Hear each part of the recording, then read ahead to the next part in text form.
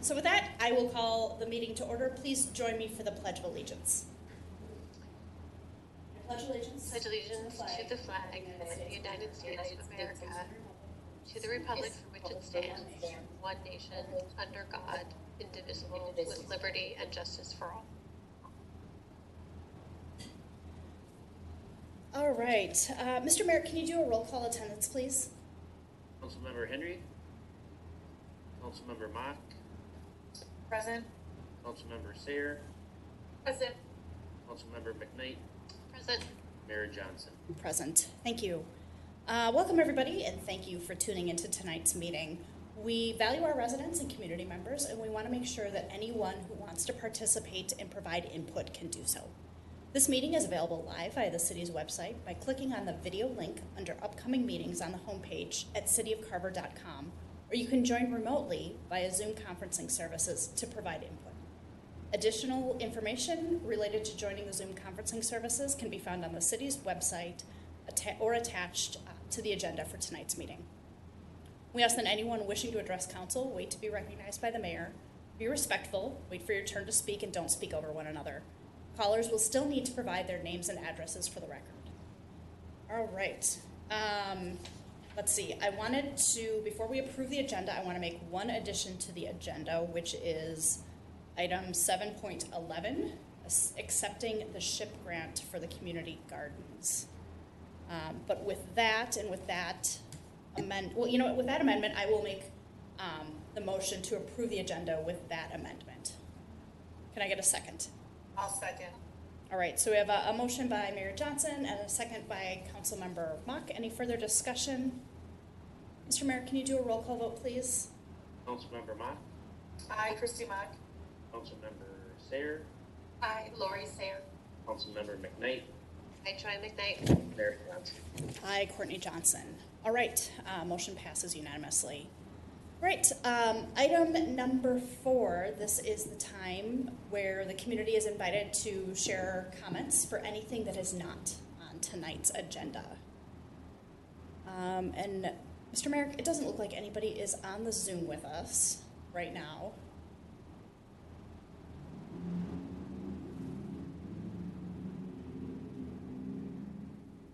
Correct. Okay, so okay to move forward? Yes. All right.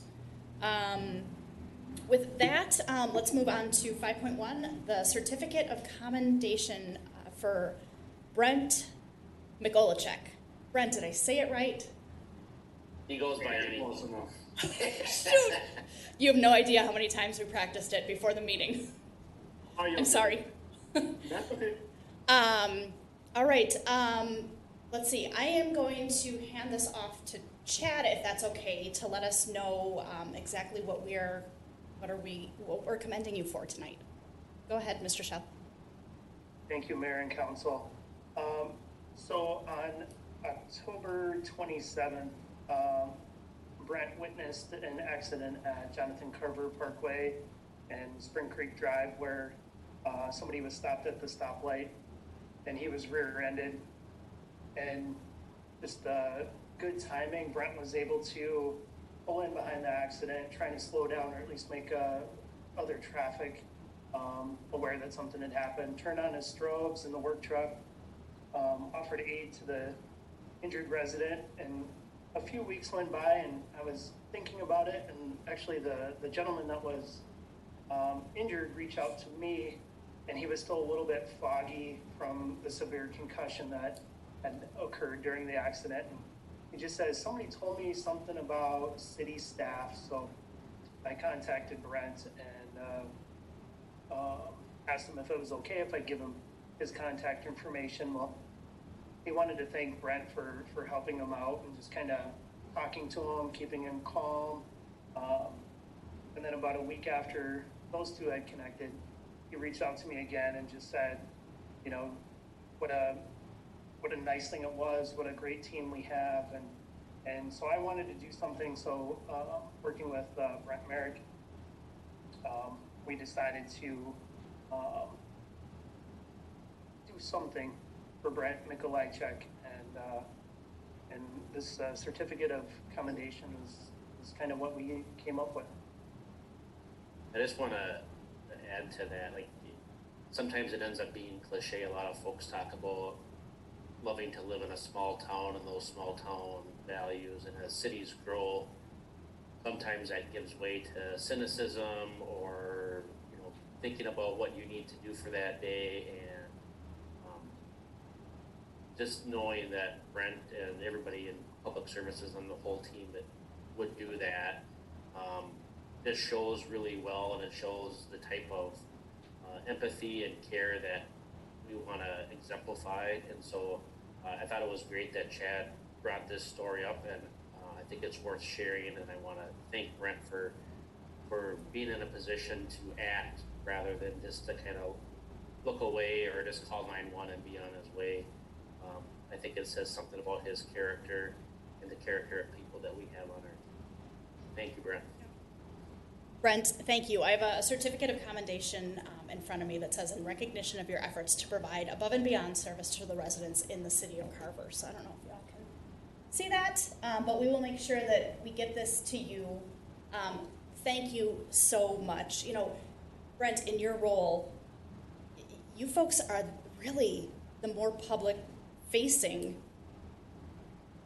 staff of the community. More hats than just Yep. being public service of water, wastewater, park streets. It was just from my past experiences and the roles that I've played, being on the fire department, law enforcement, and other cities I've worked in. I just was at the right place at the right time and knew what I needed to do and just acted on my previous experiences. Thank you so much for doing that. We appreciate your contributions, and especially in this instance, and it's good to hear back from the resident and how much he appreciated you as well. So thank you. Thank you, guys. Right. It's, for everyone, it's Mikolai check. So you just have to say it like 10 times in a row and you'll get a Mikolai check. Yep. Mikolajczyk. There you go. That's how I have the phonetic down here. Mikolajczyk. Mikolajczyk. All right, I'll work on it. Thank you, Brent. I appreciate it. All right. With that, we move on to the public hearings, and it is time for the 2021 Truth and Taxation public hearing. So I will open the public hearing, and then, Mr. Merrick, I'm going to hand it off to you for the presentation, please. Thank you, Mayor and Council. Bear with me a second. I gotta get this screen. Okay, can everyone see the screen? Yes. Correctly? Okay.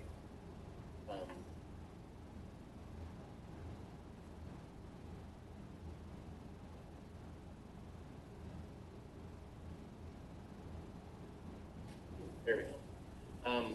So it's kind of that time of year where we talk about taxation, budget, levies, etc. And for residents, for many residents, they're likely kind of new to this year's budget and levy process. And so this is an opportunity to share with not just residents, but ourselves really, to kind of go over, you know, what we've done. The budget process started in early spring, and talk about what we've done, educate the public on how property taxes are determined, give them a snapshot into the budget process and the priorities, and then really give them an opportunity, residents, businesses, property owners, other stakeholders, an opportunity to provide the council with some feedback on things that they like, things that they're concerned about, et cetera, et cetera. And so we've made a change in our process that's been in place for a number of years, but I do think is significant. In the past, the city has adopted its budget at the first meeting in December, right after Truth and Taxation, which was a little bit counterintuitive to the process. It makes for an opportunity to not have a second meeting in December, but I think it took a little bit away from this communication piece to the council that Truth and Taxation as an opportunity for them to speak their voice, and then there would be another 2 weeks for the council to deliberate over that and then make a final decision on the budget. So for the last 3 or 4 years, there's been a concerted effort to have the Truth and Taxation hearing at the first meeting in December, and then wait on action for the budget and levy until the second and final of the year. just a little bit of background on how our process works. So to kind of kick off this process, the first, and most significant step is the truth in taxation statement that residents just recently received. So it'll look like this, have the property or the taxpayer's name and address on the left side. The most significant piece to this top half of the property tax bill is highlighted in red, the estimated market value. So for this property, it was valued at $386,000 in 2020. It'll be taxed on a value of $386,800. And throughout our process, we've talked about how market value will dictate a lot of where your taxes end up. And so on an average, property taxes throughout the city, not property taxes, but the market value went up by about 4.25%. So sometimes when we talk about that 4.25%, we forget about the average part. And so you're going to see properties that went up by less than 4.25% and that went up by more than 4.25%. And that can be attributed to a whole number of things. Sales in a specific neighborhood, improvements that a property owner made to their property. For example, if they finished off a basement or added a garage, etc., will have an impact to someone's market value. And so sometimes a property owner can have questions or concerns related to market value. They're getting this statement, and oftentimes they'll come to a truth in taxation hearing to talk about their concerns with value. This isn't the forum for that. We're happy to get people pointed in the right direction. Property value questions need to be taken to the Carver County Assessor's Office. So we've provided that information. If you have some questions about how to reach them, or you're having communications issues with them, we're happy to facilitate a connection with Keith and his staff over at the Assessor's Office. The second piece, and this is kind of a newer slide for us, property taxes, even though they're, I think for the folks that are kind of working in government on a day in and day out basis, they're really easy to read. But for folks that look at it once a year for 5-10 minutes, I think they can be a challenge. And so, as you'll see, property taxes for the county, the city of Carver, excuse me, in our area, Eastern Carver County Schools for the school district. And so you have these different taxing entities and agencies, forms of government.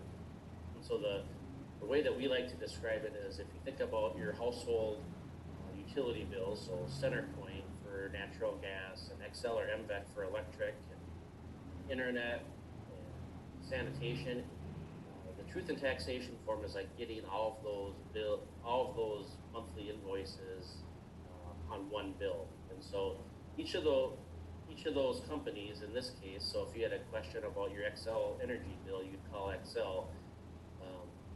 For your truth in taxation statement, if you have a question or concern about the city's levy, you call the city. If you have a question about Eastern Carver County, you call those folks in Carver County for those. And so you'll see on this next slide how that proportions out for your total tax bill. So you'll have a number, let's say it's $1,000 worth of taxes, $380 will be attributed to the school district, 340 to the city, 260 to Carver County, so on and so forth. So you'll have that breakdown of where that goes.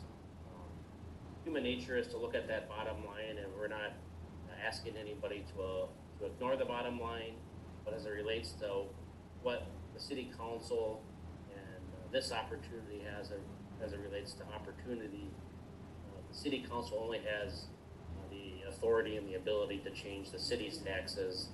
And so as it relates to the bottom line, if you have those concerns related to the bottom line, we'd invite property owners and other stakeholders to attend all the truth in taxation public hearings. So here's that second half of that property tax statement or truth in taxation statement that we just shared.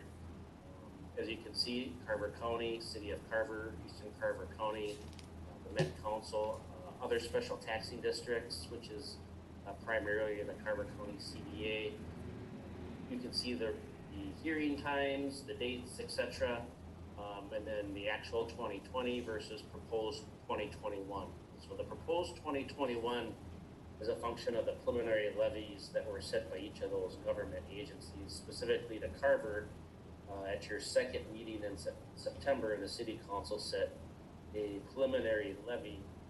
So that was the maximum amount that the city was going to be willing to levy for property taxes in 2021. So that's why you see the proposed through this public hearing and then the deliberations of the council, you'll be sitting, or the city council will be considering to adopt a final budget and levy at your second. And so oftentimes there can be a lot of confusion related to how property taxes are spent in relation to another major function that the city takes on related to water and sanitary sewer service. So property taxes pay for the city's debt service payments. So for example, City Hall, the fire station, but kind of general items that are not water and sanitary sewer utility related. So planning, building inspections, street maintenance, snow plowing, parks, etc. all come from property taxes, which in a slide you'll see later on is typically around 80%. And then the balance comes from building permit fees, state aids, fees, and fines that are generated through general revenue sources.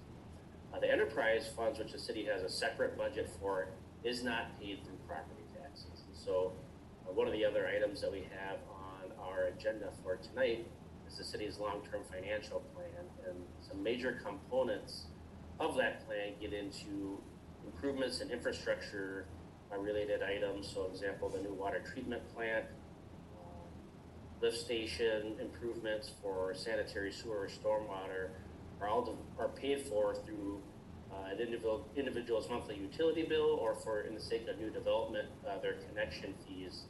And those revenues fund the water fund, sanitary sewer fund, and stormwater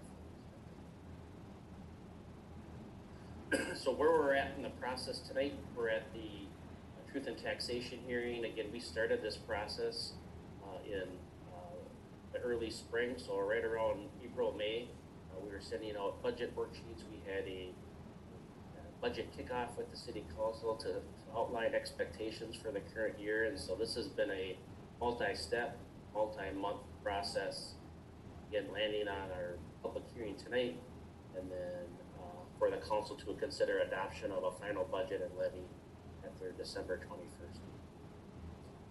So a revenue overview, and actually a pretty significant change since the city council actually last met in work session to review this draft, is the state is projecting a $641 million surplus, and that's a change from a $1.3 billion shortfall that was thought to be the financial condition of the state this past spring or summer. And so the city had several conversations related to contingencies for local government aid. The current budget still has a $32,410 contingency should LGA be cut of approximately, I guess, $165,000. It appears like the chances for a cut to LGA have been significantly reduced with this latest forecast. However, if 2020 has taught us anything, it's not to count on information today being relevant tomorrow. And so I would advocate to the council and those watching to still be wary of any budget or financial analysis related to the economy, COVID times.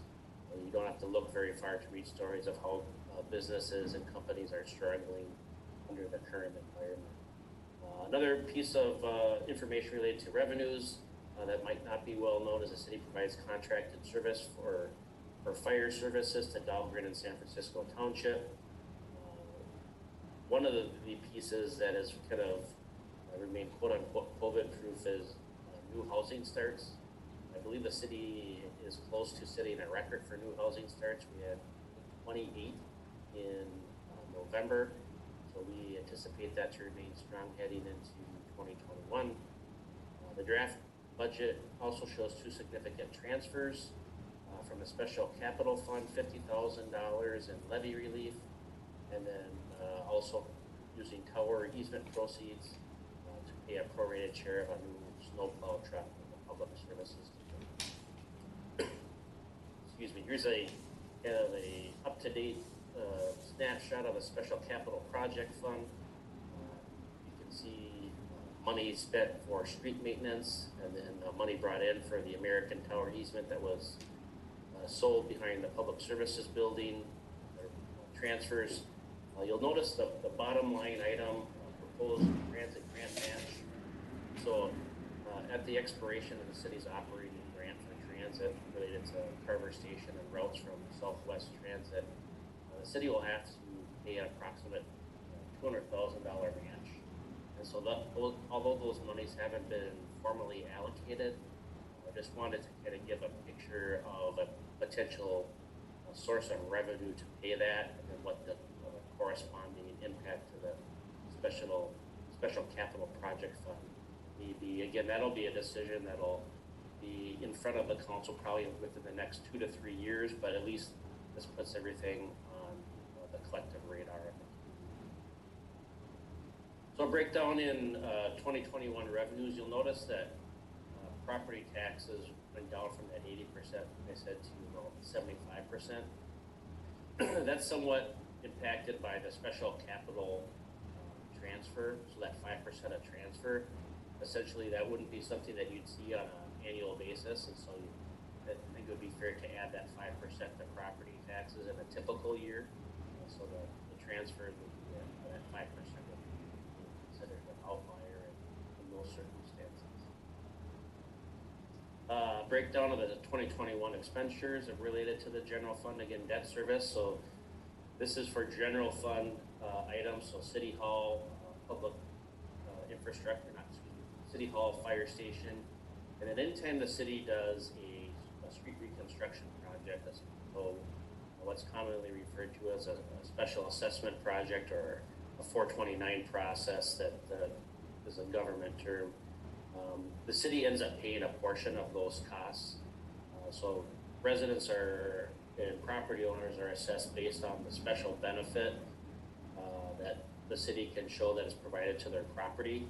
The balance of that is levied and collected through our debt service levy. So quite a bit of that debt service is taken on, and you'll see in a later slide how that breaks out for projects. We have a listing of where we're paying that debt service money to, but that is the city's most significant cost, followed probably by no surprise by public services, which does a lot of the nuts and bolts of the city's operations related to snow plowing, parks maintenance, fleet maintenance, etc. So this is that debt service slide that I alluded to. You can see Levi Griffin Road, 4th Street, downtown east, which would be the areas kind of Mount Hope Road, 5th Street, East 6th Street, east, kind of up and around the former Carver building, and then downtown west, which is Jorgensen, Hickory, those streets at 3rd Street that were redone a couple of years ago. So you can see there's been a considerable investment in street reconstruction to the point where, because of the investments that the city has made, including the 2019 project that just finished up in the Detroit-Kirchy Hill area, the city doesn't really have any big street reconstruction needs, and so you'll see that as we kind of move through this presentation that we're going to kind of evolve from a street reconstruction now to an upkeep and maintenance, and so that kind of is a little bit of a preview into the city's pavement management plan that we'll be working on in 2021. Here you can see our debt service levy history. Excuse me, going back to 2016, the big increase in 2019 related to the new debt service for the City Hall project, and then that same data in the form of a graph. And then the debt service as a percent of the city's overall general fund budget, going back to 2015. So now kind of a breakdown into some of the service areas.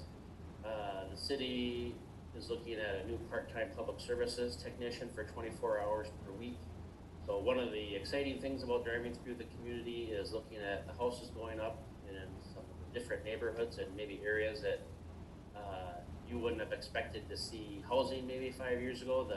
The underside of that is every time a new street goes in, that's more lane miles to maintain, streets to plow, and so water meters to service. And so this is an area that's kind of first on the ground as it relates to providing quality service to residents. So this is a position that we'll be looking to bring on a part-time basis in March. Related to that same theme, the city has currently 2 large plow trucks. We'd be planning for an additional snow plow truck for $220,000, which a big piece of that funding would come from a transfer of proceeds related to the tower easement sale, which the city collected $385,000 for. Street maintenance, I kind of alluded to that in a previous slide.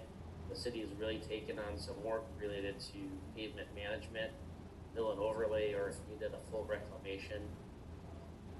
Completed the projects for Kirchie, High, Carver Bluffs, Carver Creek, and Ramsey, which I think is fair to say is probably the most street maintenance that we've done in the last 10 years combined as it relates to mill and overlay. So kudos to the council for really pushing that. I think it's money well spent. But we also have just kind of regular annual maintenance, so filling a pothole, some patch repair, and so we spend about $25,000 related to that. We don't have a full street maintenance project as it relates to, excuse me, mill and overlays for 2021. We want to complete our pavement management plan so we can have a strategic look at what streets need to be repaired first, and then probably most importantly, a financial plan that mimics those needs so that we can fully fund those in an appropriate way. Getting into the sheriff's office, so the city contracts for police services. It has done so for quite some time with the Carver County Sheriff's Office. The budget maintains the city's current coverage for a day and evening deputy.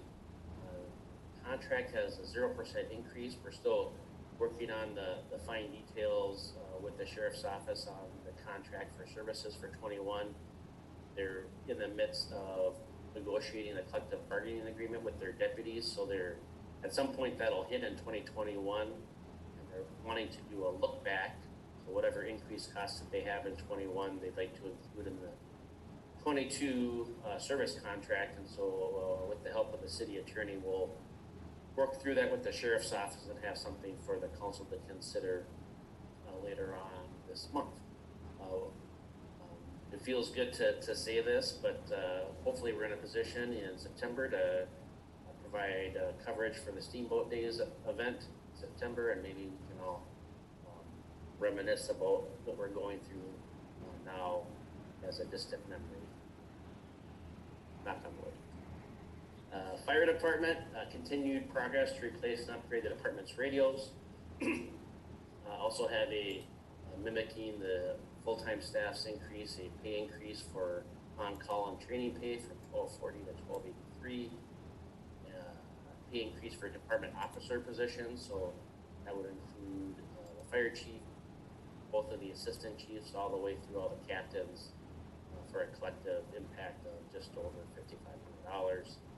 And then the city for a number of years has been increasing the annual pension per year of service by $100, recommending that practice heading into 2021. Employee related, the city is in just completing its second, or will be completing its second year of a collective bargaining agreement, which called for a 3.5% increase. That'll end in 2021, and so the city will be negotiating a new collective bargaining agreement probably around the summer of 2021. Also a pay grade change for the city clerk, impacting the general fund by just under $7,500. Insurance, some really positive news here as it relates to employee health insurance. where we've been kind of conditioned to expect a double-digit increase. We're right around 1% for the employee premium increase. Deductibles and premium coverages remain the same. Also anticipating a 5% increase to workers' comp and liability and property.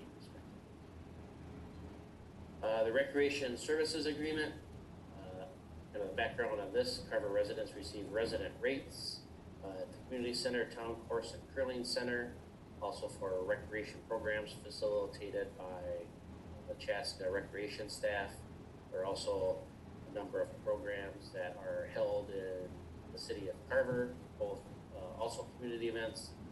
The Parks Commission is going to be working with the Chaska recreation staff on getting into some more of the details and program specifics in 2021 to hopefully have a better kind of boots on the ground view of what programs might be successful for residents in the community. Then the council at your last meeting approved a new memorandum of understanding or updated memorandum of understanding.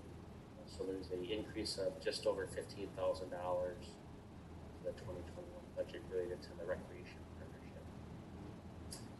So kind of getting down to the nitty gritty, the total impact based on the preliminary levy adopted by the council in September. The total levy is just over $3.2 million, representing a $182,000 increase over 2020 for a percent change of 6%. Now, one of the pieces that I think is interesting, especially in a growing community, and we've used the example before of going to the grocery store for a growing family. Carver has gone, at least in my time in Carver, from a community of 3,000 to a community of 5,000. So while we also need more groceries, we also have the ability through more property taxes, more value of homes coming in that they can help pay their share. And so you're going to see this interesting dynamic between levy increase, market change, but primarily new construction. That's the money that's coming in from basically our new homeowners, and over time it should provide an opportunity for property taxes and tax rates to go down. It doesn't necessarily mean it's going to happen at the speed that probably every individual would like to see, but you're going to start to hopefully be able to show some trend lines where tax rates will be going down in the community. There'll be blips related to infrastructure projects, the economy, etc. But you'll see a correlation in a future slide related to population and tax impact that I think is telling. So calculating that tax rate, all that's done, kind of the inside baseball to that. The city certified levy, so that's the amount of taxes that the council sets. So that's the general levy, and then the debt is divided by the total market value. So you add up all the taxable market value in the community, and that calculation ends up with a tax rate that's multiplied by an individual property's value. That comes up with that number. So we use a calculation of a home that has a taxable market value of $300,000. In 2020, on average, that home would have paid $1,433. For 2021, using the proposed budget, that number would drop from 1,000 to 1,311. Now, kind of related to the size of city tax impact connection that I made in the previous slide, it's not a coincidence that Chanhassen and Chaska, the county's two most populous cities, have the lowest tax rates, followed by Victoria. I do believe, and this is an editorial comment on my part, not everyone would maybe agree, but I do think there's a significant piece by Carver leapfrogging Waconia. Now, Waconia, this isn't Waconia's final tax rate by any means either, so they could drop.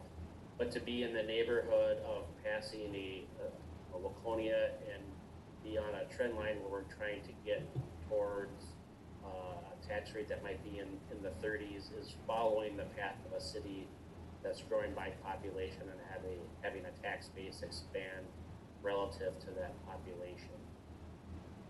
And with that, having commercial and industrial properties come into the fold to relieve some of the property tax burden on residential. We're probably in the lower to mid 90s as it relates to a function of property taxes paid by residents and then property taxes paid by commercial and industrial properties. And so as we grow, we're going to be looking for opportunities to take that ratio down where there's a stronger investment made by the total for commercial and industrial properties relative to residential.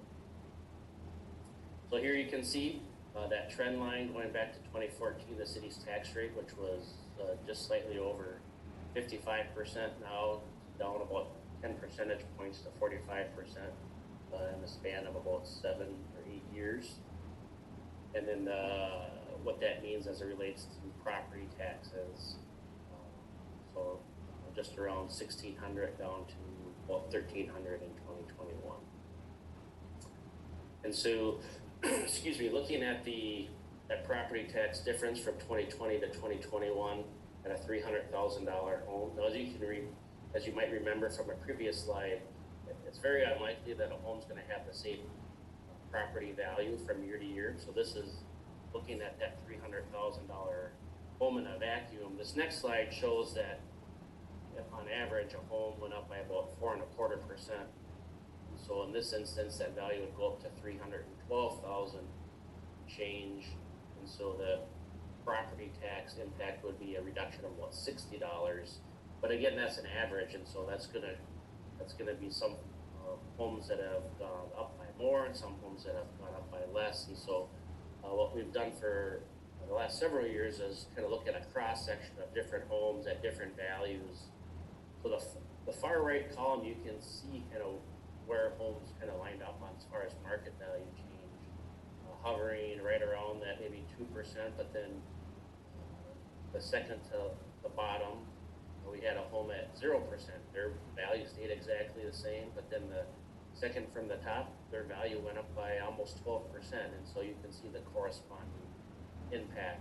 But I think the general message is that if there is no significant increase to the value of your home beyond that 4.25%, most property taxpayers in the city are going to see a reduction in the city property taxes from 2020 to 2021. And again, this is based on the preliminary levy. The city council still has the opportunity to decrease that. Again, they can't raise it.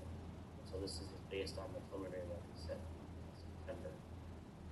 Another item that kind of makes this maybe a real world application, thinking about property taxes in terms of a monthly utility bill. So as you would maybe get from Excel or Centerpoint, if you got a bill for monthly services from the city as opposed to just paying property taxes either twice a year or through your escrow payment for your mortgage, what would that look like?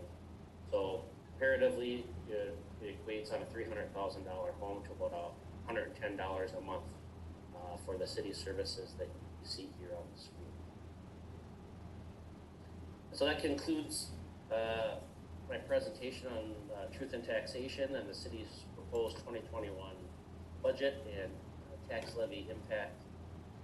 Happy to throw it back to the council and answer any questions that you or members of the public may have. All right. Thank you. Thank you, Brent. Let's see. It doesn't look like there are any members of the public on the Zoom call. So seeing that there isn't anybody to make any comments during the public hearing, I think we're at the point where we can close the public hearing. But I will first ask, are there any public comments? Right. After all comments are received, if any, the public hearing will be closed and no further comments on this issue will be received at this meeting. So with that, can I get a motion to close the public hearing?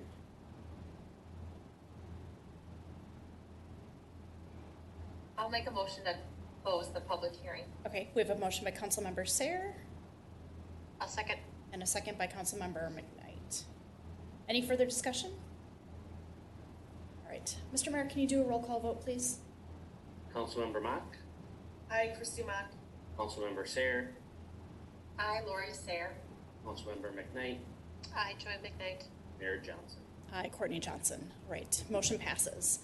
All right, council, any questions or comments on the 2021 Truth and Taxation presentation? Yes, no. Thanks for the presentation. I don't have questions because we've been reviewing this, so it's been a work in progress. So no questions or concerns. I guess because there's no surprises. So thank you. Thanks, Lori. All right, nothing from Christy, nothing from Joy? Okay, all right, and, you know, my only comment is just like what Lori said, you know, we don't have any comments because this is probably literally the 6th time that we've seen this. So this is all kind of old hat to us, and the reason why we do these public hearings is to make it available for the public, so to provide comments and feedback on. So with that, can I get a motion to approve the consent agenda, please? Make a motion to approve the consent agenda. We have a motion by Councilmember Mock I'll second. and a second by Councilmember McKnight. Any further discussion? Mr. Mayor, can you do a roll call vote, please? Councilmember Mock, I, Christy Mock. Councilmember Sayer, I, Lori Sayer. Councilmember McKnight, I, Joy McKnight. Mayor Johnson. Aye, Courtney Johnson. All right, motion passes 4-0. Moving on to other business, 8.1, the Jonathan Carver Parkway Improvement Project Joint Powers Agreement. Mr. Merrick. Thank you, Mayor and Council. So kind of following that trend of projects that we've talked about for a number of years in this instance, just want to set this up for the council. I'll be getting some help from the city attorney, Larry Harris, and the city engineer, Dan Lanis. This project goes back to the city council's 2015-2016 goal setting and strategic planning session. The council wanted to, at that time, develop a needs analysis for what was expected to be some increased development pressure on Jonathan Carver Parkway.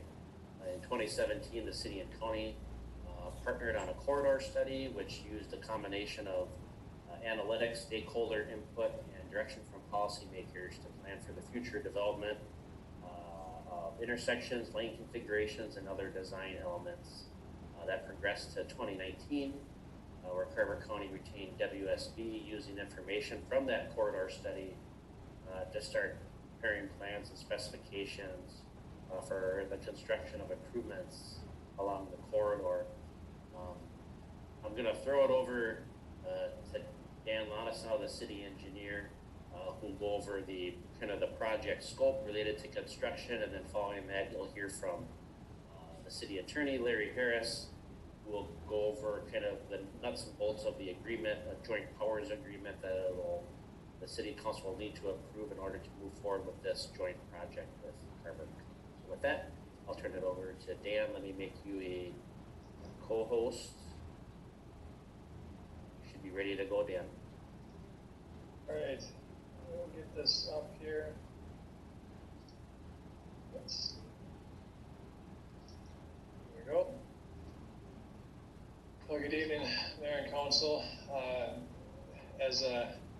As Brent mentioned, you've seen a lot of this before, so I'll try and keep a decent clip on some of the items that you've seen a number of times, but this is largely going to be an update. So I'm going to talk through a few things you've heard before, but just give you a where do we stand now summary, and a couple items, budget, and of course what we're including in the budget, and a little bit about the JPA costs. So as you have seen before, this is the project schedule. This is the delivery schedule for construction in 21.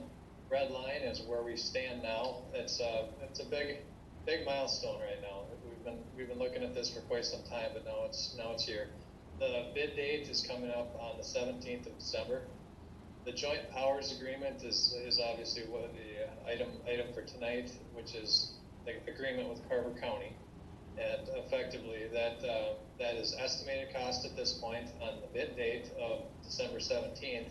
We'll be taking everything that applies to the costs that were being summarized and shared tonight, and we will refine it again. Based on this joint powers agreement, there'll be new numbers after that bid date. So right now, just so you know, we're doing the best we can with a 95% estimate. There's also some planting quotes coming up here for some of the plantings. I'll talk about that in a second for why that's happening that way. And then, of course, spring, it's lots of dirt being moved. So key next steps here. The 17th is the bid date, so the county will receive bids. We're expecting a lot of interest, and we're expecting some good prices. So hopefully the numbers that I'm sharing tonight, they're going to shrink on that day. And then January 1st, there'll be some quotes for landscape plantings coming in. There's some direct benefits to having the cities quoting that out independently, as opposed to plantings being lost in this gigantic $10+ million contract where a contractor cares about plants a really small amount as far as their overall goals for the job. So you quote those plants out directly, and you have a little bit more control over the contractor and their quality control, and most importantly, the warranty, because lots of landscape plantings will probably die out. In any given project, a certain percentage will die out and have to be replaced. It gives the city a bit more control over the replacement process as opposed to going through the county on these large contracts. And then there is also a need to get pricing for 6th Street. That's also included in the budgets here. So you're going to see a few references to the fact that the 6th Street improvements that we've talked about in the past are being included here. And one other thing that I'm going to touch on by the end of this is new information about what we'd consider to be a recommendation to rethink our 6th Street maintenance plan based on funding available from the new bonding bill. So I'll touch on that too. But that is also being priced out separately. Okay, so the improvements. Today, Monroe and Ironwood. In the future, expansion, urbanization, trees, beautiful improvement. Here's White Pine Way and Ironwood down to 6th Street. 6th Street down to 4th Street. Staging, there's one change from what we've talked about in the past here in this phase 1. It's a subtle change, but it is notable versus what you've come to expect here on the staging here. We've talked about stage 1 being open to through traffic before school started. There has been a shift, a request to shift it to open to local traffic only, largely because the detour is going to be put up in place at the beginning of construction. It's going to be neck down substantially during this first phase, to the degree that the county's really looking to try and get people to reroute for the through trips, try and use those detours. And so it's being changed to open to local traffic. So the big thing is people need to be able to get to and from school, and so that's local traffic. So anybody going to and from the school or any of the facilities or businesses on the corridor, they're still free to drive. So it's kind of a loosely controlled closure, but it is trying to push for some rerouting of detour traffic that ultimately are just trying to get up to 212. So the other elements here is, these are all things you're aware of. Stage 2, that's closed to through traffic, about 8 to 10 weeks. That's what we've been really referring to for the incentives, to try and get that done as soon as possible, early if possible.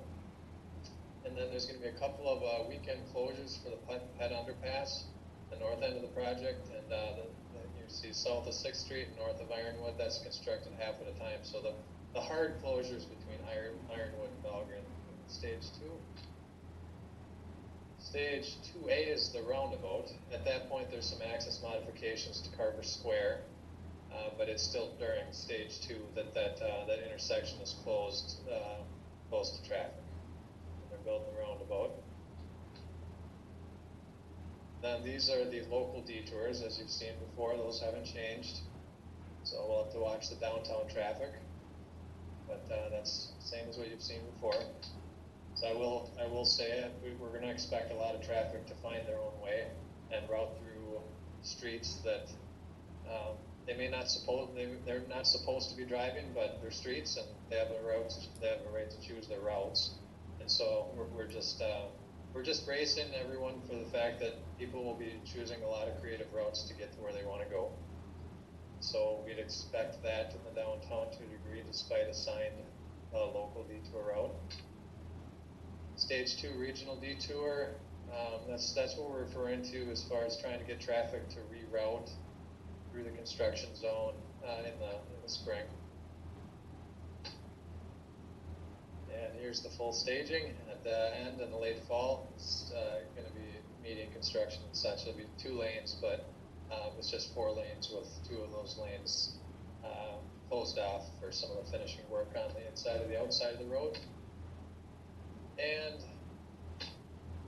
pre and post. This is what we like to show the public right before construction starts, so they know it's going to be really nice when it's all over, if they can just bear with the project while it's being constructed. So hopefully they're as excited as we think they should be with a very nice improvement. It's just going to be obviously quite a bit of construction for one summer. So hopefully it goes as quickly as possible, and then that's what you get to see when it's done. So the project cost at the 95% estimate is a little bit higher than what you saw last time. Part of that is because some things are included in there for the local elements, such as 6th Street. That's included in the budget. So your 40% of the city of Carver cost that you see there, that's got a fair amount of local elements in there. Of course, there's all the local streets and such. But one of the things that was not shown before is 6th funding and some of the other local elements for landscape and such. So it's coming in on track, I guess is what my summary is. But the percent is a bit higher than what it was at the last presentation. We're preserving about $330,000 in contingency for the project. At this point, that's against bonding limits, so there's a fair amount of cushion at this point in the overall budget. So again, that is $7 million. Part of that is 6th Street, and that's fairly close to what we were running at about the 60%. And all budgets were adjusted for some contingencies and such. And at this point, it's coming in about where expected. So how does that get broken out as far as funding sources? There's a $4 million street reconstruction bond plan, which you've been tracking already at this point here because of the public hearing needs and such. Park Dedication Fund had programmed $650,000 in it. County meeting credit, which we've talked before about, is running around $330,000. That shakes out about where we were originally planning it for it to be. The Dahlgren Road developer payments of $267,300 would be programmed for the work on Dahlgren Road, and then the utility revenue bonds of $1.6 million would be for water main, storm sewer, and sanitary sewer. And then, of course, you have $450,000 from the 2018 storm sewer water bond proceeds that was effectively for deferred work. That was work that was planned in the JCP corridor in the 2018 stormwater project. That is being deferred, obviously, for the work to occur in JCP. So that money is coming forward for the storm sewer work and is worked out fairly well as a more efficient way to get the work done. So one item that requires a little bit of follow-up is the Dahlgren Road developer payments. That is $267,300, but not all of that is in the bank right now. Some of that was already paid from prior DAs.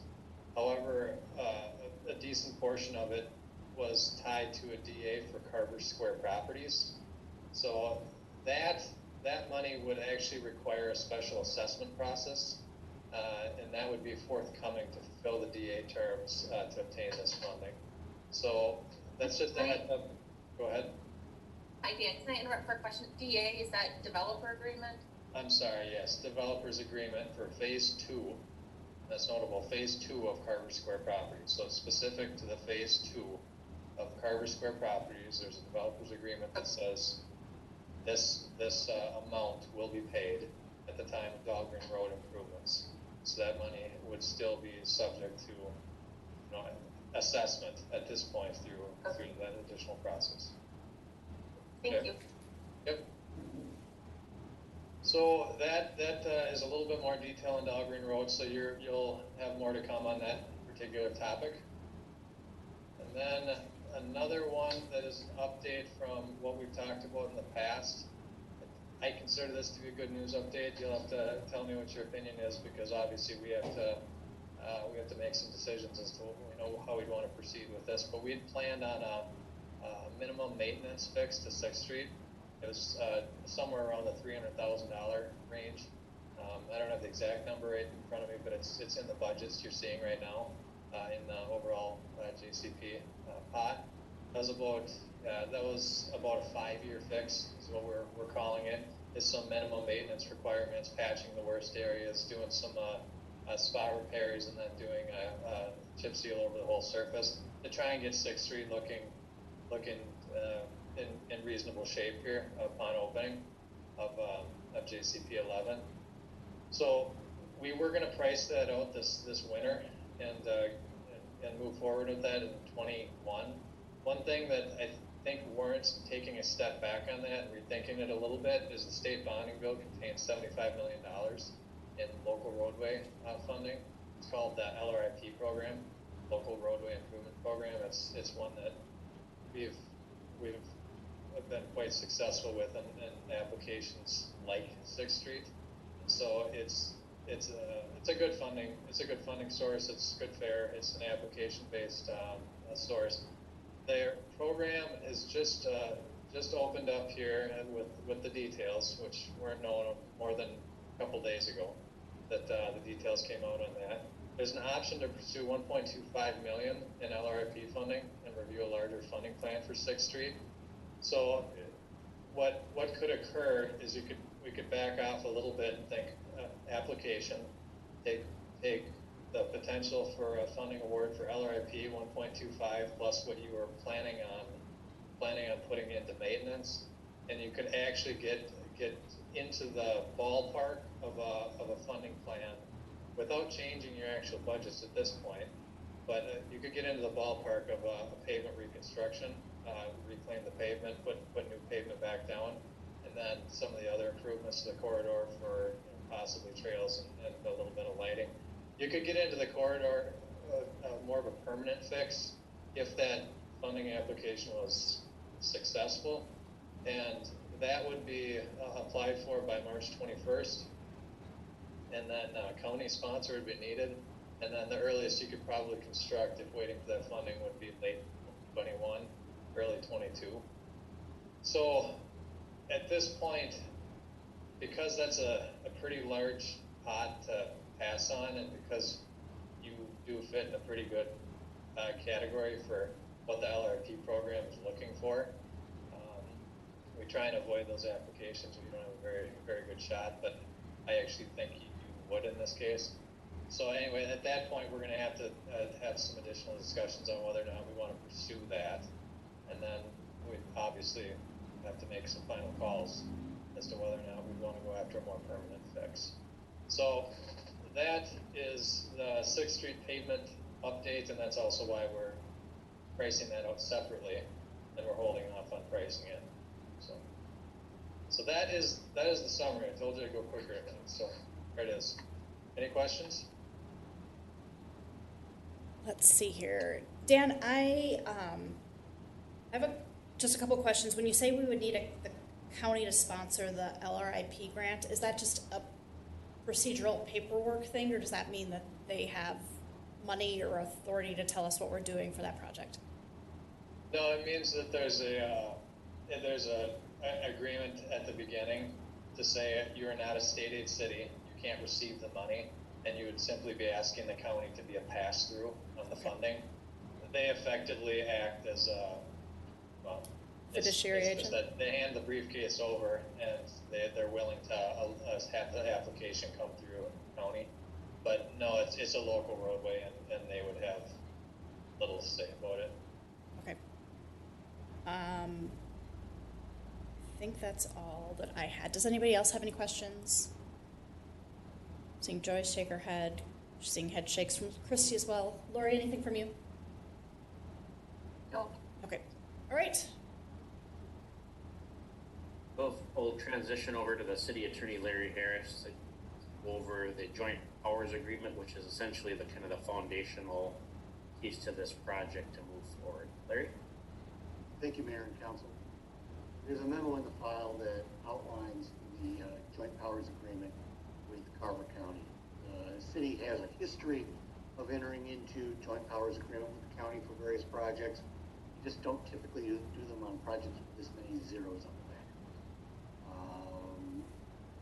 As a result, the JPA received a lot of attention, and it was firmly, but I would say politely negotiated with the county. Everybody needed to make a deal, and the county was pretty much willing to compromise on some things that perhaps they hadn't been willing to in the past. The city has statutory authority to enter into joint powers agreements. It does so periodically, would be the best way to say it. I wouldn't say you do it regularly, but you've done joint powers agreements with the county in the past for road projects. The city's a party to various joint powers agreements for purchasing with other cities and other entities. You're in a joint powers agreement with the county and the city of Victoria for street sweepers. It's not uncommon to do. I want to highlight a couple of key points in this joint powers agreement. It is very clear in this particular JPA means joint powers agreement. It's sort of like the DA shorthand. We all fall into it. In this particular JPA, the county is the lead agency. That means the county they carry the laboring oar. They're going to do most of the work. The city's obligations, with the exception of landscaping, are primarily financial and review and approval of the plans and specifications, which is effectively already have.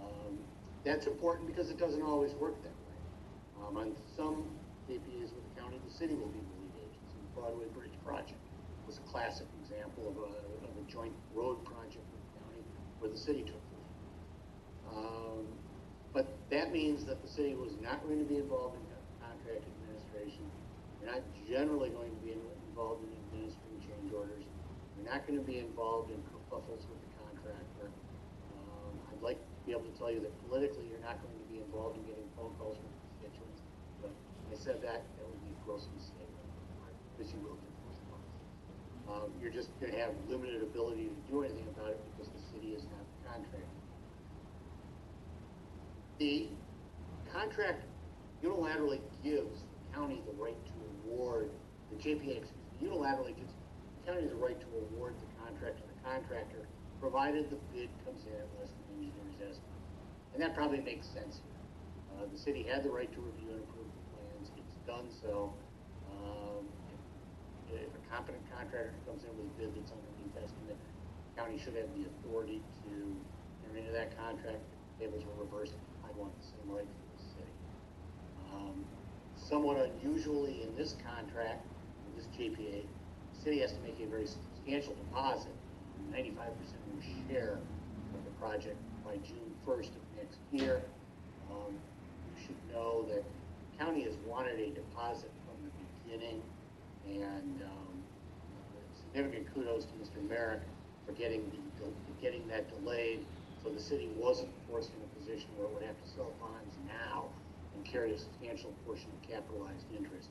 That way the bond sale can be timed to happen in the spring before the county actually needs the money.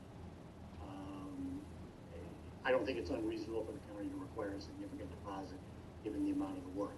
The additional advantage that means is the city won't be involved in processing monthly pay requests for the project. That's the county's responsibility.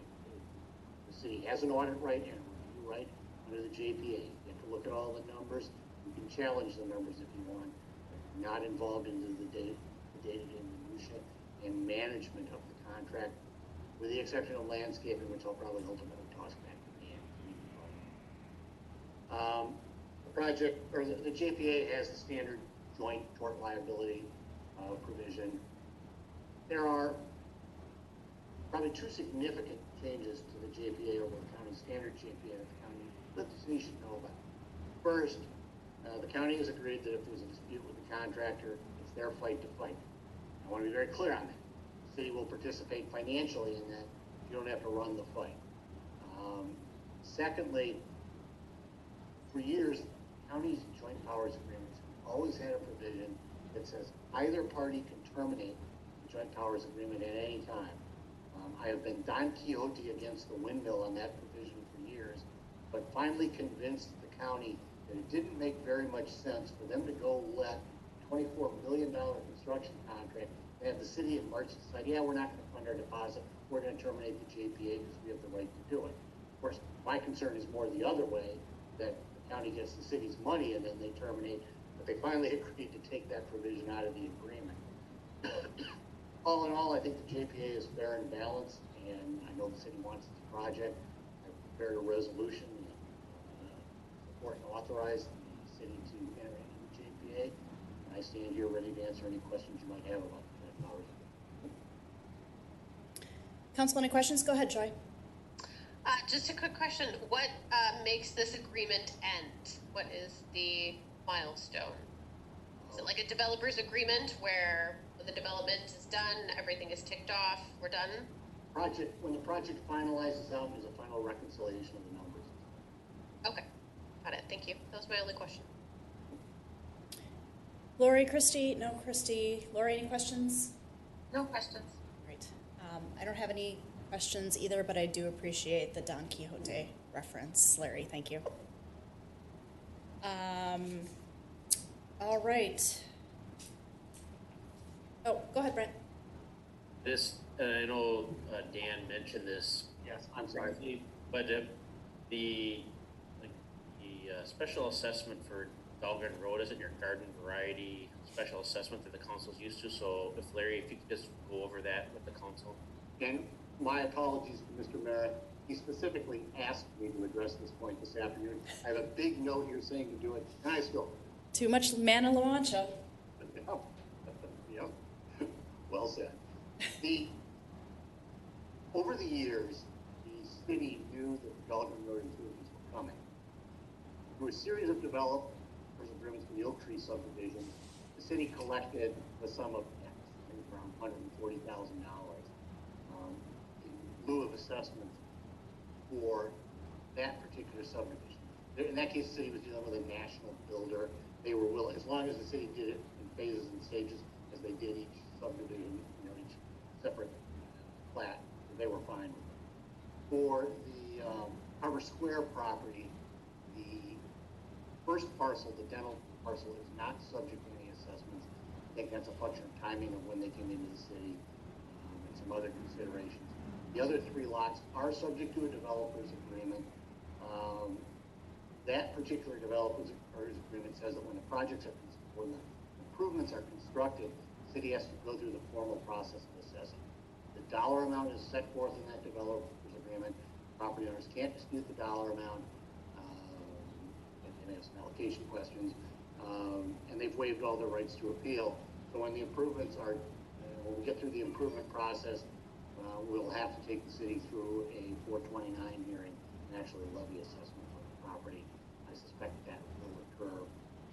I have to be honest, Brent and Dan and I haven't talked about it, but realistically, I would expect that to happen probably next September or October, so they hit the payables in 2022. And I just wanted to focus on that, and Brent wanted to focus on that because that is a little unusual. That type of arrangement doesn't happen often. So the developer's agreement specifically says that process can't start until construction begins. So that's why you're seeing a little bit of a lag as it relates to this. And that, I think with anything on a developer's agreement, when they're signed, it's part of, probably several dozen provisions. And so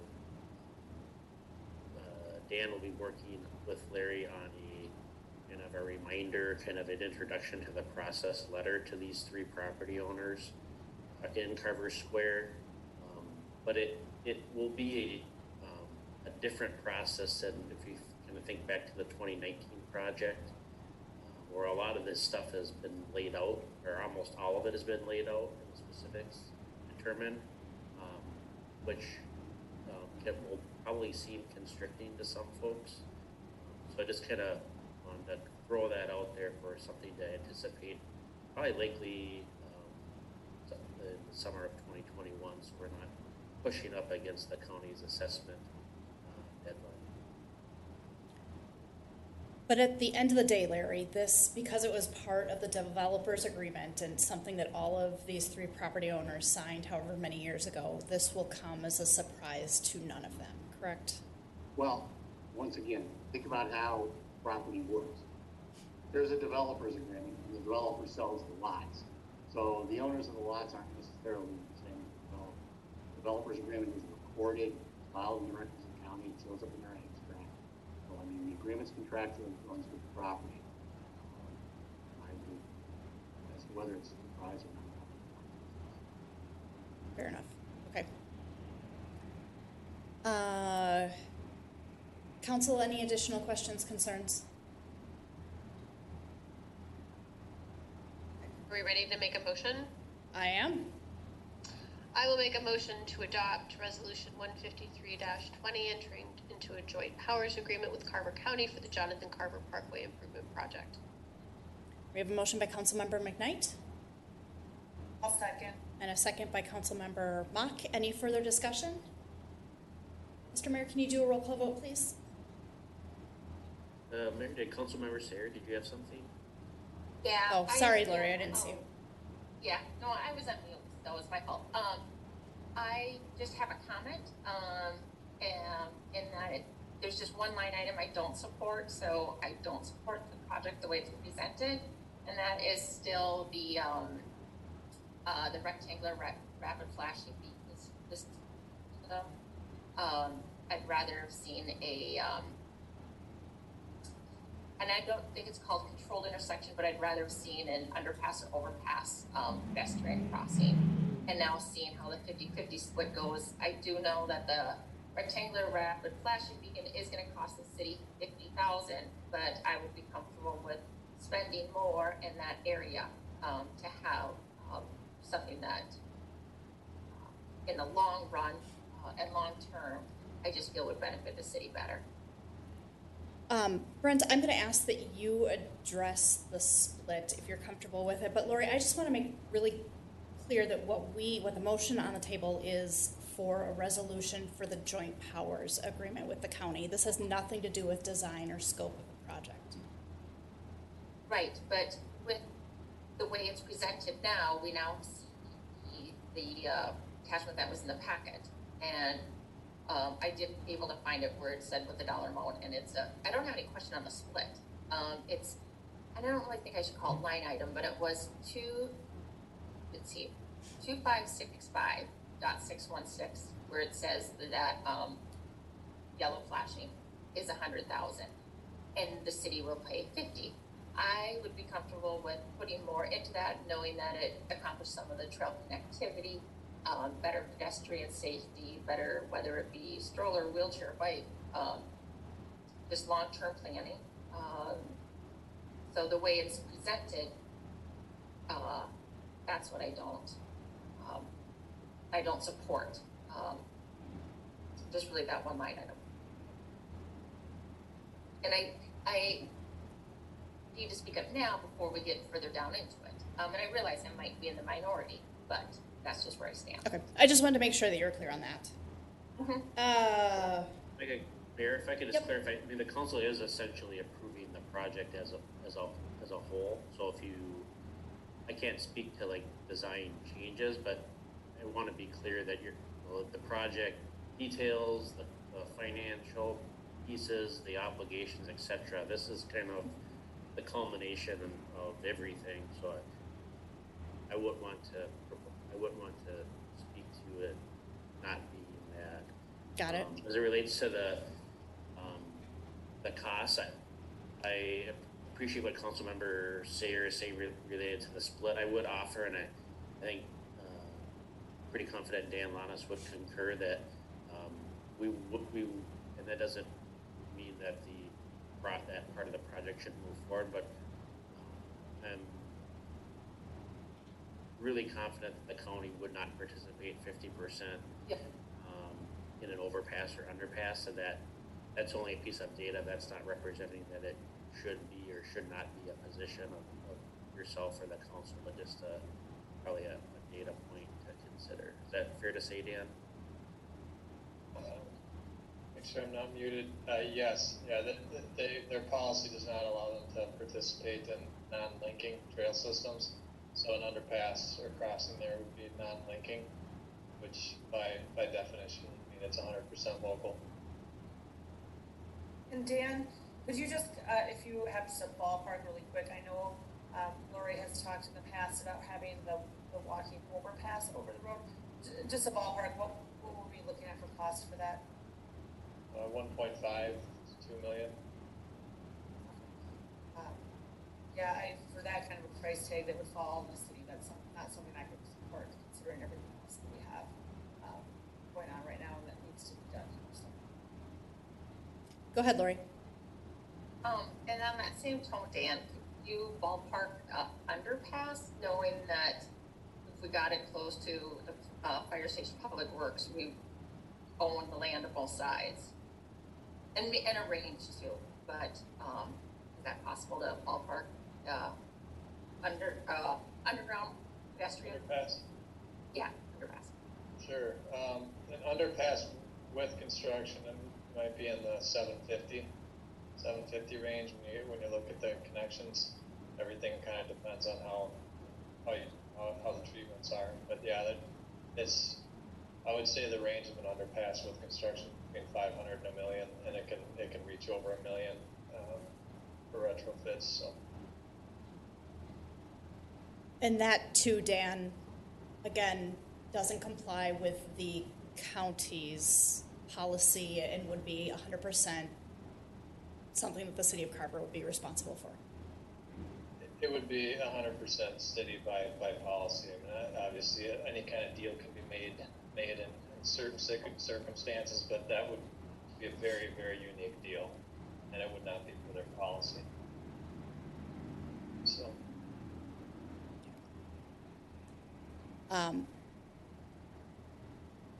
I know I've said this before. I don't have any concerns with the RRFB. I trust that the traffic engineers and the folks that we have hired to counsel us on this project in its entirety are providing sound counsel on all aspects of this, including that. And Lori, I know that an overpass has been something that you've been pushing for, but especially overpass, underpass, with it being 8 times, 7.5 to 8 times or more the price difference, there's absolutely no way that I can get behind that.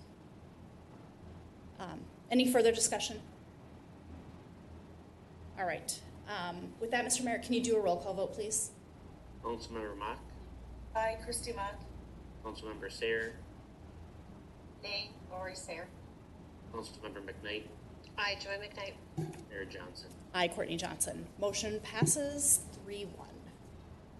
All right, moving on to 8.2, the orderly annexation agreement. Mr. Harris. You're on mute, Larry. Got it. Okay. Thank you, Mayor and Council. As council is aware, the city has been a party to an orderly annexation agreement with Dahlgren Township since 2009. The history is a bit convoluted, but in 2005, the Metropolitan Council determined that the eastern portion of Dahlgren Township needed to be planned to develop an urban density. Lots of reasons, but the primary reason was Met Council by that point had decided that they were going to extend metropolitan sewer service into the city of Carver, and there was going to be enough capacity that they wanted to provide for urban densities in Dahlgren Township. End result was Carver in 2008 and 2009, when they were doing their 2030 comprehensive plan, planned for eastern Dahlgren Township to develop at an urban density. The Metropolitan Council, as part of that project, required that the city and Dahlgren Township have an orderly annexation area for the area in which the city planned. Okay? Well, and that orderly annexation agreement runs through 2030. Well, we're 10 years down the line. The city has now completed its 2040 comprehensive plan, but the orderly annexation agreement expires in 2030. The Metropolitan Council wants, probably not unreasonably, and I think the city wants to see the orderly annexation agreement extended for another 10 years to 2040. Well, that leads to negotiations with the township.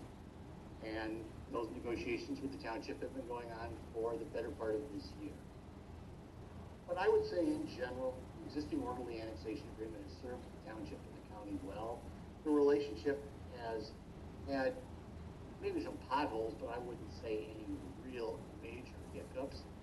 So what I'm going to do is just highlight the major changes in the new amended and restated orderly annexation agreement from the one the city adopted 11 years ago. Probably the biggest change is in relation to the tax reimbursement payment for exempt property. The 2009 agreement, which was the old OA, had a provision in it that said that property which was annexed, which was tax exempt, did not have to pay the $500 per acre fee for the township.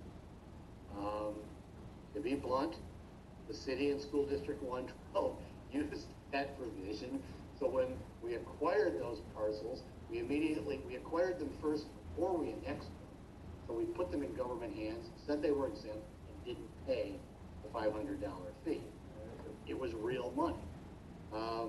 The township was, actually only a little bit about that. They knew that, school was clearly a benefit. They needed it, but they basically said, yeah, you get one bite at the apple. You don't get to do that to us again.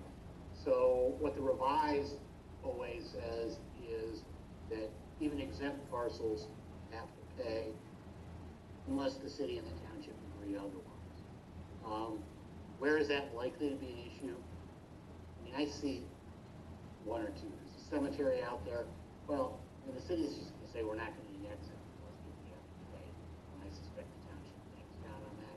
I don't think that's a big problem. Here's where it might become an issue. The 2040 comp plan identifies some potential large park sites out in the township. If the city was going to acquire those, that could be some serious. If the city acquires 100 acres, it's $50,000. What do I expect will happen if we get to that point? I suspect we'll be negotiating with the township pretty far in advance, saying, hey, this is a huge park, people are going to use it. We'll see where we get. But they weren't willing to sign an OA that allowed the city to unilaterally declare property exempt from the next. There's a delinquent taxes assessment provision.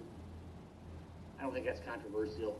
Basically now says that if the township had delinquent taxes or levied special assessments, which the township never does, and after annexation the city collects them, we have to give the township the money. The provision relating to the township having an ex officio member on the city's planning commission was revised. This was a huge issue 11 years ago. The township was adamant that they have representation on the city's planning commission. To my knowledge, they've really never done that. So the provision has now been revised to say, well, township, if you appoint somebody, you can have a representative on the planning commission. Whereas before, we were required to make one available, and they weren't providing anybody. So that's mostly semantics. The maintenance of roads provision it's been a little bit of a push-pull. Before, there were provisions that said if the city had only one, imagine, right in front of you, extend your arm out. Your arm is a road. On the left side of your arm is property the city is just annexed. On the right side is still township property. The way the OA says it has been revised is now the city has to take that road if it is on one side, unless the township road is not contiguous to a city road, or if the city property does not have direct access to it, where it's mostly just an annexation of convenience. the township had some fears that the city would be leapfrogging is the wrong word, but would be picking up parcels abutting township roads. And basically their position is if the city does it and it's contiguous to the city limits and the road is contiguous to city limits, the city should have to take over that road. That's probably reasonable. I mean, usually if the city's annexing it, we're in a position where we're probably making improvements to that road anyways. The only other substantive change to the orderly annexation is that we eliminated the parcels we've already annexed. The orderly annexation agreement contains no new lands, so it uses the same boundaries that were in the 2009 agreement, but eliminates there's been a fair number of parcels that have been annexed in the last 20 years, and those have been eliminated. I think the agreement's relatively fair and even-handed, and a recommendation is council approval. All right. Any questions, comments, council? Joy's shaking her head. Lori looks like she's shaking her head. Christy's shaking her head. Okay. With that, can I get a motion? Oh, so my only comment, you know, when I was on the planning commission, I think I can count on my left hand the number of times that the township sent a representative to the meetings. Joy is shaking her head. Yes. Can we just maybe remind the planning commission the next time that they meet, just so that it doesn't surprise anybody on there, if and when somebody from Laketown, or I'm sorry, Dahlgren, shows up, and kind of what their role is and what that relationship is. Awesome, thank you. With that, can I get a motion to adopt resolution 155-20 for the orderly annexation agreement? I'll make that motion. Right. Again. Motion by Councilmember Mock, a second by Councilmember McKnight. Any further discussion? Mr. Mayor, can you do a roll call vote, please? Councilmember Mock, Aye, Christy Mock. Councilmember Sayer, Aye, Lori Sayer. Councilmember McKnight, And Joy McKnight. Mayor Johnson. Aye, Courtney Johnson. All right, motion passes 4-0. Moving on to 8.3, the Gazebo Park land purchase. Ms. Smith. Thank you, Mayor and Council. Tonight we will be discussing a little bit of an expansion to an existing city park. So currently there is a slice of land between Gazebo Park and the Carver liquor store building that we have been maintaining and making improvements to inadvertently without realizing that it was not actually our land. So the building owner has changed hands, and at this point the property owner, which does not own Carver Liquor, two different groups, is willing to splice off this little chunk of land to sell to us with a purchase agreement that's in the council packet tonight for an expansion of Gazebo Park. So it's roughly 882 square feet, so not a large piece of land, but an area that we have previously assumed is part of Gazebo Park. So again, the agreement is with Sunshine Realty, not the owner of the Carver Liquor business. The sale price is just under $5,000, and money will be coming from the Park Dedication Fund. As part of the review process, the Planning Commission did need to review this to make sure it was in compliance with the city's comprehensive plan. So at the November meeting of the Planning Commission, they reviewed this and unanimously approved that, yes, this is in compliance with the city's comp plan for the expansion of Gazebo Park. So tonight, the action is a consideration of entering into a purchase agreement with Sunshine Realty for roughly $5,000 from the Park Dedication Fund for roughly 900 square feet addition to Gazebo Park. All right. Any questions, comments, council? Christy's shaking her head. Joy's shaking her head. Lori's shaking her head. Okay, with that, I'd entertain a motion. Make a motion to enter into a purchase agreement with Sunshine Realty totaling $4,930.38 for property adjacent to Gazebo Park. We have a motion by Councilmember McKnight. I'll make a second. We have a second by Councilmember Sayer. Any further discussion? Hearing none, Mr. Mayor, can you do a roll call vote, please? Councilmember Mock, Aye, Christy Mock. Councilmember Sayer, Aye, Lori Sayer. Councilmember McKnight, I Joy McKnight. Mayor Johnson. I, Courtney Johnson. All right, motion passes unanimously, 4-0. Item 8.4, the long-term financial plan. Mr. Merrick.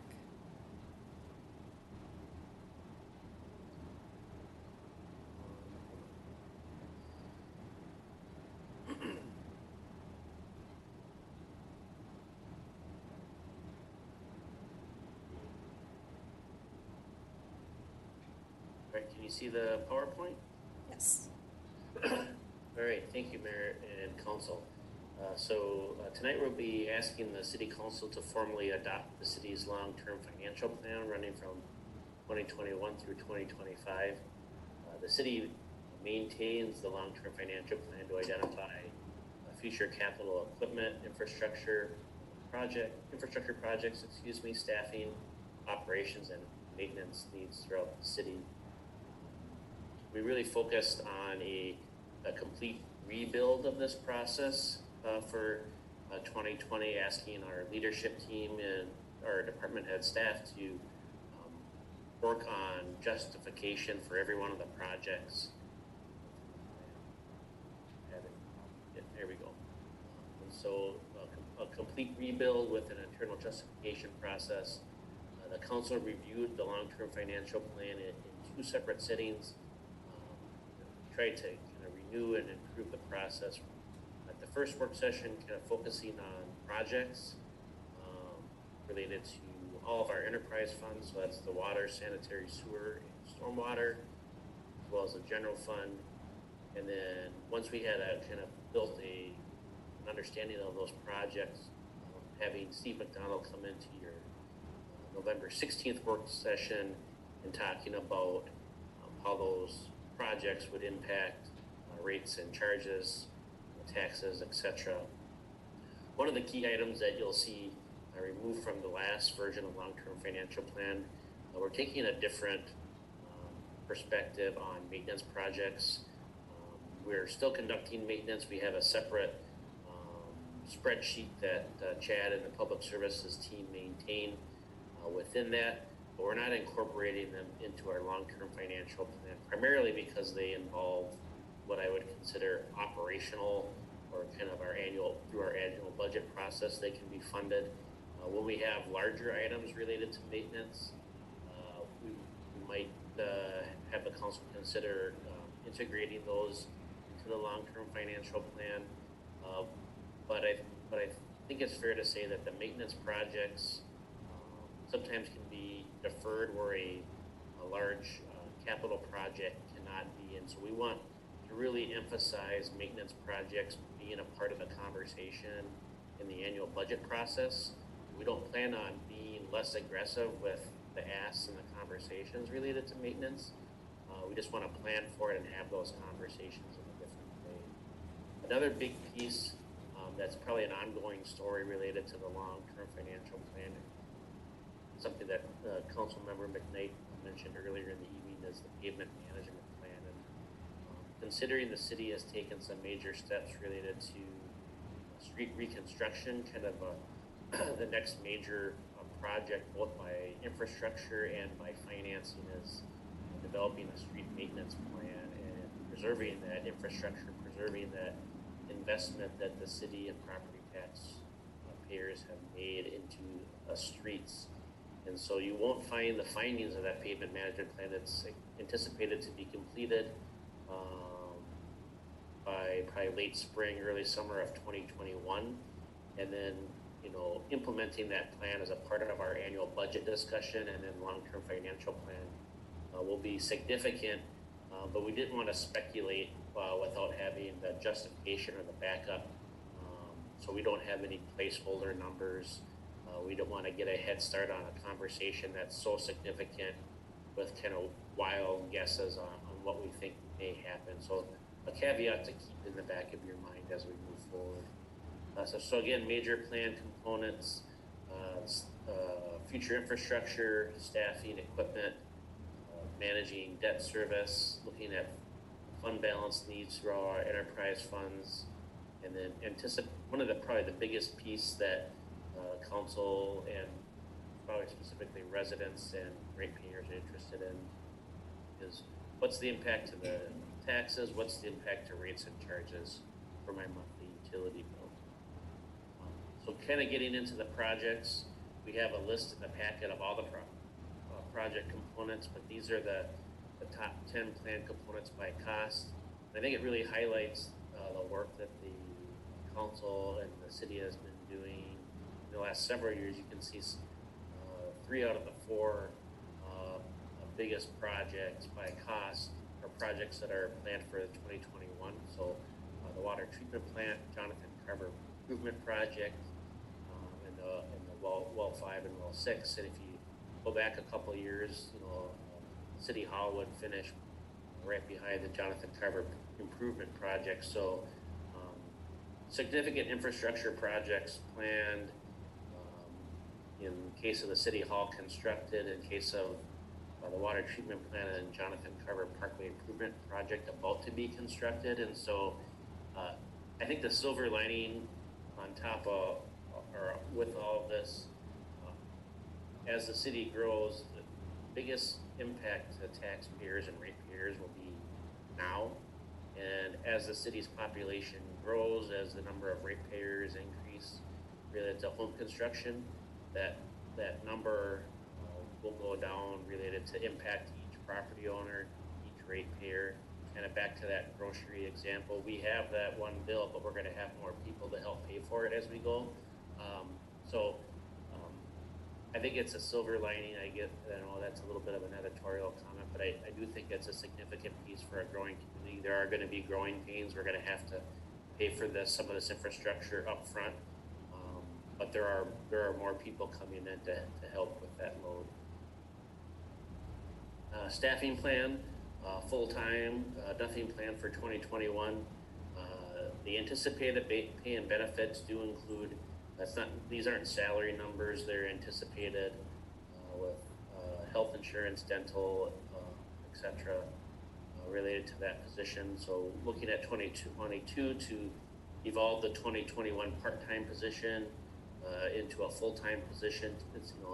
We believe it's critical to meeting community and city expectations for how we provide services to residents, businesses, and property owners within the community. Another function of that growth is providing support in the community development department.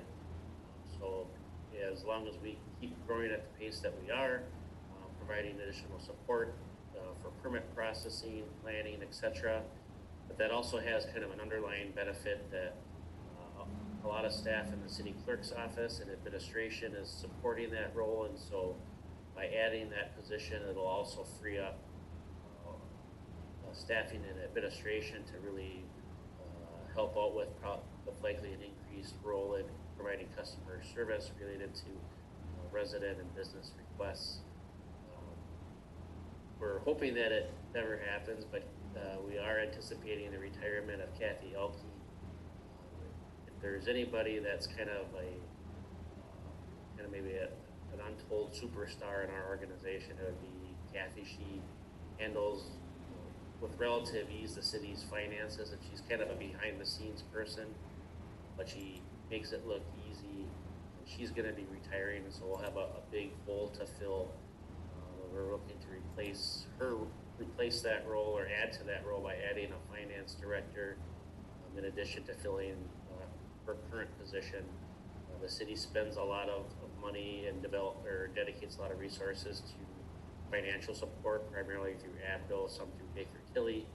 We believe that we can bring a lot of that work in-house, and so that's a number of years away. And then again, the last position is again related to public services, again providing that snowplow support, maintenance support for a growing community. And I should mention, all these pieces are functions of the annual budget process. So the council's heard this, but from a resident perspective or a stakeholder perspective, all of these the staffing plan is just that, a plan. And so if growth doesn't happen the way that we think it is, if the economy is in a position where we just don't feel like we can responsibly make that investment, that's the annual budget process will allow us to kind of vet that need, look at the cost, look at the tax impact, and determine if that needs to be deferred another year. And in some cases, it might need to be moved up based upon the needs. But I don't want to give the implication that by adopting this plan, that means the plan has been implemented and approved and money is going to be spent. This kind of helps develop a conversation for future budgets and sets a baseline of expectations. But ultimately, it'll be the council to decide where we land from year to year on the respective budget. And so, getting kind of from year to year, what's not in that plan. So we'll be updating the plan, and we have updated the plan on an annual basis. So next year we'll be looking at going from 2022 to 2026. What's further out? What are the things that we should be looking at? And so if we develop in the southwest part of the city, kind of where County Road 11 and 40 meet, some people know it as the former Tolfson development. If we grow in that area, as population might increase, that might trip a trigger for the need for an additional water tower. We've looked at a possible state aid project for the 6th Street West and Trail, 6th Street West and corresponding trail. Like Dan did mention, the city engineer, about a possible project that we could get state funding for, or a grant. So that would be an example of something that we're planning for, but there might be something that happens this year or next year that would change how we view that project, going forward. Creekside Park, the city has developed a concept for that to be a brush site, and dog park and frisbee golf area.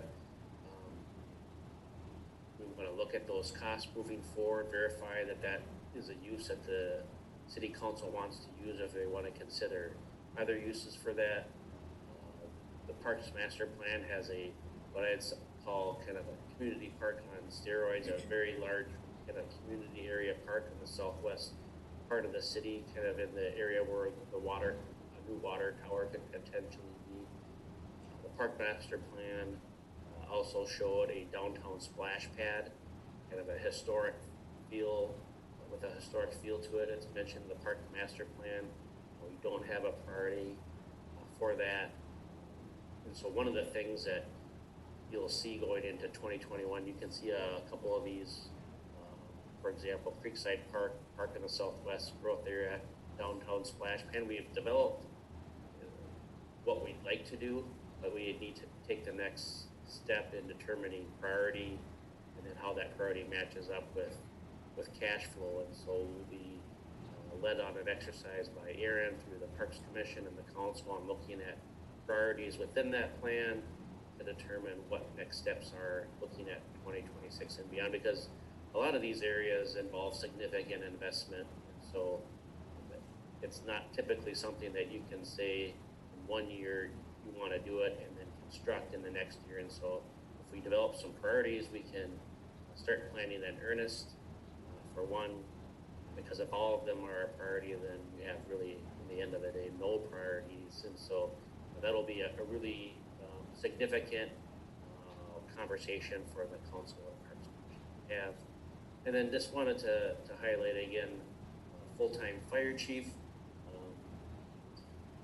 We, as a city, had talked about that position a number of years ago, and again, not suggesting that needs to occur within the current time frame, but the evolution of that position is significant. And I think that if I could just share that position, going back to when the fire department was created, and it was part of the culture where it was more of a community organization of folks within the community looking to protect the city, and buildings, residents, etc.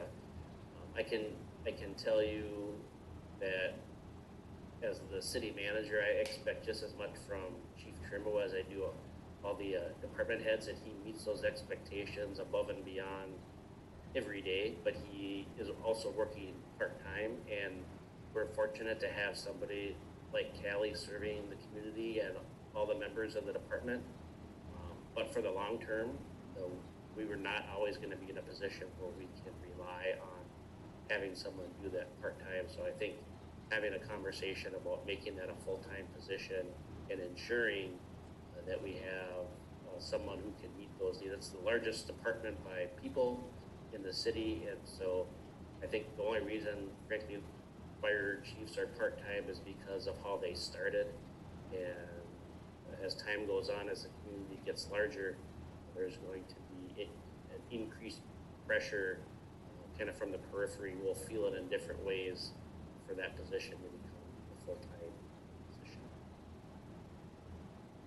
Then kind of a really big project that we've been working on, and frankly have made more progress probably in the last year and a half than we have probably the previous 10, is developing a concept plan for a certified levy in the downtown. We have an estimated cost of $11.1 million. We've had some positive news on the funding part. We got a commitment from the Lower Minnesota Watershed District to commit $100,000 towards our project. We learned recently that the DNR, through bond proceeds through their hazard mitigation grant program, we're likely to be able to get $150,000 from that program. WSB and Wink are working on a joint proposal, so we'll be having them present that proposal to the council at a future meeting. But the kind of the root issue from a financing perspective is that at the end of the day, the city's going to have to come up with between $2 and $3 million as a local project match. So we're not entirely sure, when we're going to have the resources to really get into the construction of this type of project. But we also need to have a conversation, or the council needs to have a conversation that will help facilitate on how we come up with the local match. There are a number of options, but at the end of the day, all of them involve resources involving local funds. And so we can get some help from the Lower Minnesota, some other partners, but there will be an element, either through rates and charges or property taxes, that will result from getting this infrastructure project done. And so that plan, because of this project, because it doesn't fit within the confines of the 21 to 25 implementation schedule, and because of, frankly, its size, we just need to spend some time figuring out what the path is to make sure that this can be accommodated. So looking at the impacts based on what council sees in the plan and residents, this is our current plan. You can see an 8% increase last year, and then 5% increase is going through the balance of 2025. The new plan, so this is the rebuilt plan. We had that 8% increase in 2020, but then moving to 5% increases in 2021 and 2, and then a change going to a 3% increase in 23, 24, and 25. And then you can see a similar change to the connection fees. And this is something that's developed within the long-term financial plan. We need to be able to justify these fees to the development community that chooses to invest in the city. And so you can see a reduction in their investment as it relates to water connection fees, which is relatable to the water rates paid by residents. And then finally, anticipated tax rates. And again, I would stress anticipated. You can see that kind of that trend line going from a 45% tax rate down to 35%. There will be ebbs and flows within each of those annual budgets that will or most likely would impact. So an example, if we get a fully funded certified levy through some type of state funding in 2023, we're likely not to be able to hit that tax rate number. I would offer that in every budget cycle, when you have an increase in one area, there's also an opportunity maybe to decrease in another. So those are those ongoing conversations that our dialogue within the confines of an annual budget process. But the purpose of the long-term financial plan is to essentially create an outline for a discussion of these issues amongst the council and frankly between residents, and if residents want to address those either with staff or the council, they can do that as well. So happy to stand for questions. Questions, comments, council? Okay. Hearing none, I'd entertain a motion. I'll make a motion to approve the 2021 to 2025 long-term financial plan. I'll second. All right. We have a motion by Mayor Johnson and a second by Councilmember McKnight. Any further discussion? All right. Mr. Mayor, can you do a roll call vote, please? Councilmember Mock, Aye, Christie Mock. Councilmember Sayre, Hi, Lori Sayer. Councilmember McKnight, I Joy McKnight. Mayor Johnson. Aye, Courtney Johnson. Motion passes 4-0. Item 8.5, the summary of the city manager's annual performance review. Earlier tonight in a closed session, we conducted Brent's annual performance review, and it was once again this year, it was a really good review, I think. Some of the areas that we highlighted were, the progress that was made on some really major projects in light of or in spite of everything that Brent was dealing with the COVID pandemic. Also his handling of the COVID pandemic and making sure that first and foremost that our folks, the city employees and city residents were safe, and kind of leading the charge to making sure that, shutting down City Hall and working in shifts and making sure that we had enough PPE and hand sanitizer and all that kind of good stuff. We also really focused on the strong relationships that Brent has in our community and his good communication skills. And I think once again this year we continue to be super thankful for Brent for his service to the city of Carver. So, Council, I don't know, that was some super broad brushstrokes, but I don't know if anybody else had anything else to add. Well, I think you covered all the highlights. I think the council overall gave very high marks to Brent with all of the challenges, and that we really appreciate his leadership throughout all of this, and really feel like the city is in very good hands. Thank you, Joy. All right. So with that, let's move on to communications. Mr. Merrick, the COVID-19 response update. Thank you, Mayor and Council. Just going back to the review, I want to thank you for your comments and feedback. And, I see the people on the screen here. I'd be remiss if I didn't say that the people that you see here, Brenda, Chad, Larry, Aaron Schmidt, Dan, Vicky, Callie, those are the folks that do the majority of the work to get the things done that you want to see get done. And without them, things would be a lot different. So I'd be remiss to say thank you to all those folks for helping me look good in front of the council. So thank you.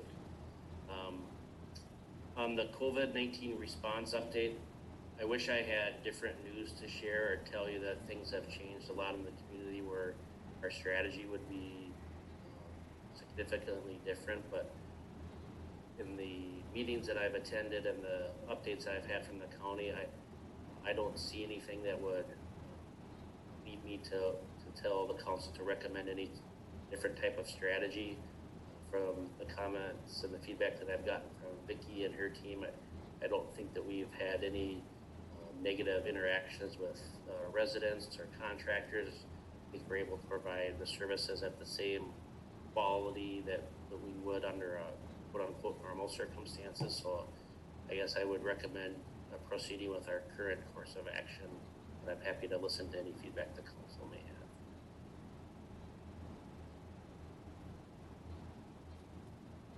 I agree. I concur. I don't think there's any reason to change. Did you want to put a deadline on anything?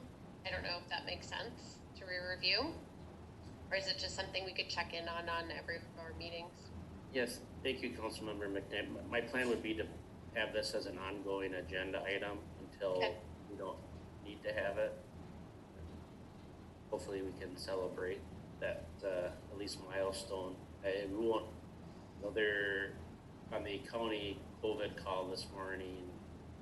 They were talking about vaccines being shipped as early as Friday. And so obviously there's, as all of you have likely read, there's a priority within communities on who gets it, but just the thought of having the vaccine being delivered, just a personal story. Like it was like Christmas morning when my 10-year-old daughter Julia found out that a vaccine was discovered, and just that, just thinking about how the little ones are thinking about this pandemic and that excitement. I think we all have stories to tell about 2020 down the line, and I'm just happy that we can see the light at the end of the tunnel. Doesn't mean we're at the end of the tunnel, but we can certainly see the light.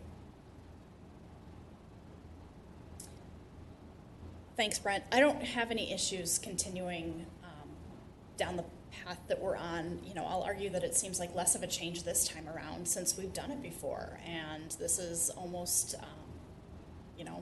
it's become a little procedural where we know what we're doing.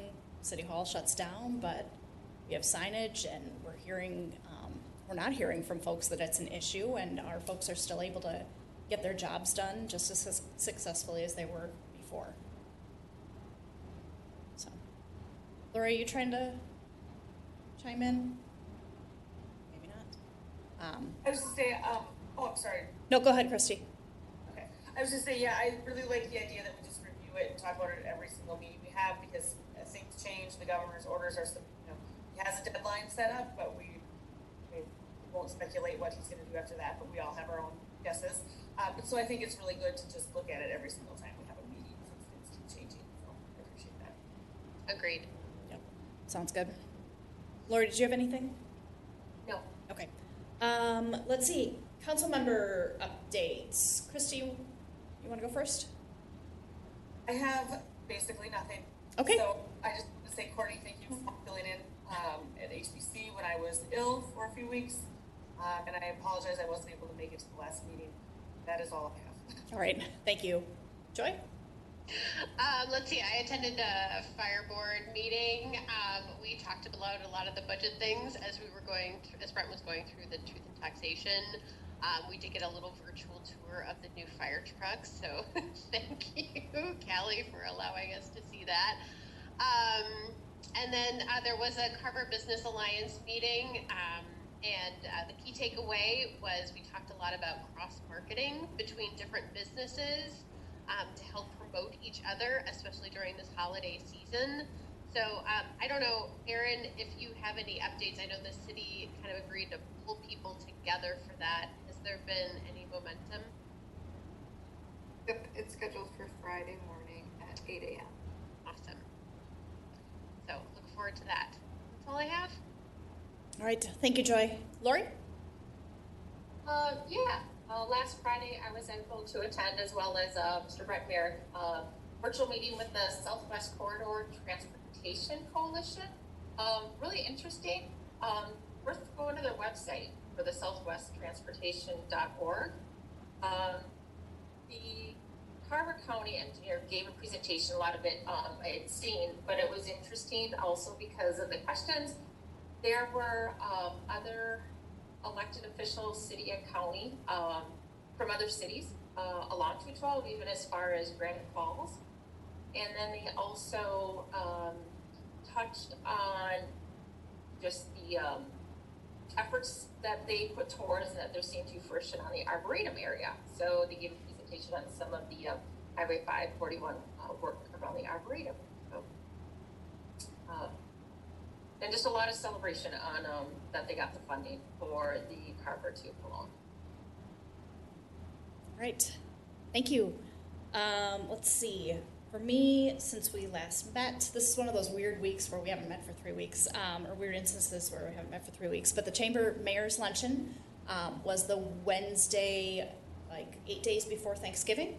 And it was less luncheon this year and more Zoom call, but it worked really well, and the Chamber was able to kind of roll with the changes with that. So the format was very much like this, but it was a good turnout, I think. Big thanks to all of the folks who spent the Saturday after Thanksgiving decorating Gazebo Park. It looks tremendous. I think that those volunteers were folks from Carver on the Minnesota, as well as some Carver Lions, and it just looks really great. So if you haven't been to downtown Carver, make sure you drive through as you're looking at the Christmas lights. And Chad, thanks to your folks for getting all the decorations out on the light poles. And then there's also a really cool little kind of community art installation from the folks at Funky Minds, where there are clothespins that have yarn on them, and you're supposed to pick one up, find some sticks, and make your own super creative ornament for the tree or for your home or however you want to place it in our community. So, and then the only other thing that I have is please, please, please, everybody, buy takeout. Our restaurants, with the governor's order, are now shifting to takeout only, and that's tough on them. Just no easier way of saying that, but the easiest thing that you can do to help them is to do takeout, and I know both Lisa's and Harvey's are participating in that and are doing takeout. Lisa's is doing it 7 days a week. So with that, I don't think I have anything else. Can I get a motion to adjourn? Oh, I'm sorry. Go ahead, Brent. I totally skipped over you. I'm so sorry. No problem. Just one item. We're in a unique position where the sitting council will be in place at your first meeting in January. So we typically bring forward appointments at your first meeting in January, but if you can remember, that process can be kind of long for like the discussion and debate of council. So what I would like to do is bring that appointment list to your work session on the 21st, so that you can have maybe a more informal discussion of those appointments, and then that way we can bring the organization resolution to your first meeting in January under consent, and you can kind of breeze through that. So I'll send out the template resolution for 2021, so you have an idea of the positions again. But I just wanted to check in on that and make sure that was okay with the council was okay with that approach. I like it. Thank you. No objections here. Anything else, Brent? Okay, sorry for skipping you again. With that, can I get a motion to adjourn, please? I make a motion to adjourn. All right, got a motion by Councilmember McKnight. And I'll make this. Okay, I got a second by Councilmember Mock. Any further discussion? All right, Mr. Mayor, can you do one more roll call vote, please? Councilmember Mock. Aye, Christy Mock. Councilmember Sayre. Aye, Lori Sayre. Councilmember McKnight. I join McKnight. Mayor Johnson. Aye, Courtney Johnson. All right, motion passes 4-0. We are done for the evening. Thank you all. Have a good night.